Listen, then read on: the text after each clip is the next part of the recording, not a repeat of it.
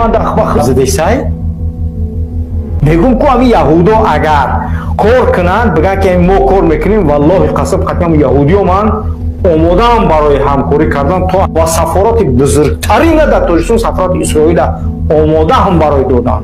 چطور فهمیدید؟ من آمادم که با اسرائیل با نتانیاهو همکاری کنم بزرگترین سفارات دنیا را برام با همین نتانیاهو را بتیم. من آمادم، من راضیم. علاقه زید چی دیپلماتی با اسرائیل آماده برقرار نمودنم. به خاطر چی؟ به خاطر میگم من پرابلم ندارم با یگان یهود پرابلم ندارم. با تکرار کردم آماده ام با دولت اسرائیل همکاری کنم.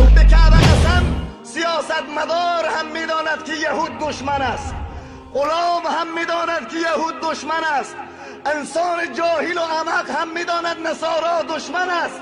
آن کسانی که 70 سال می شود به میانمار به مسلمان ها اجازه حج بیت الله ندادن، آنها دوست ما هستند. آنهایی که 38,000 مسلمان به یک روز مواد شیمیایی زدن و سوختوندن، حقوق بشر لعنتی کجا بود که از فرزندان مسلمان ها دفاع کند؟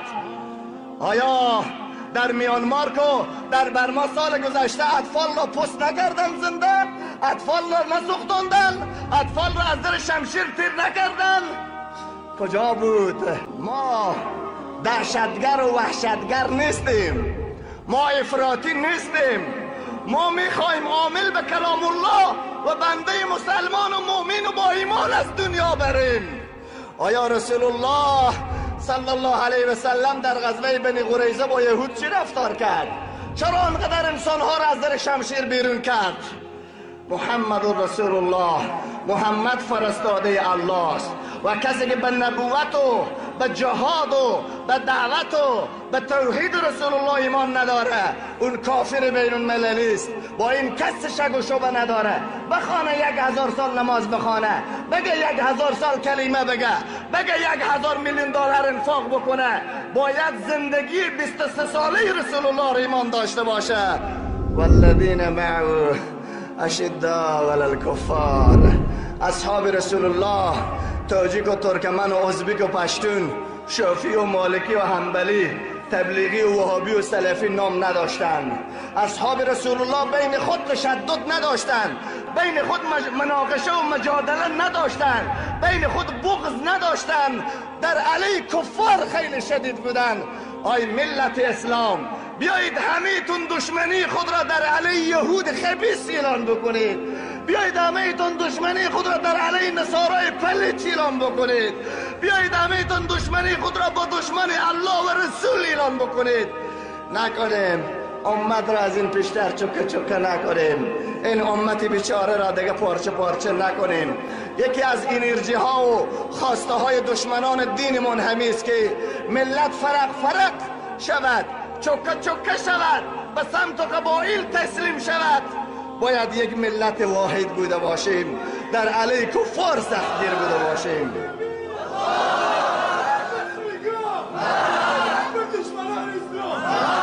سوم، باید بین خودمون محبت داشته باشین.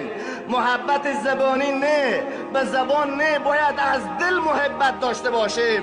امروز جسمایمان به هم ملوث است، دلهایمان میلیارد کیلومتر از هم فاصله داره.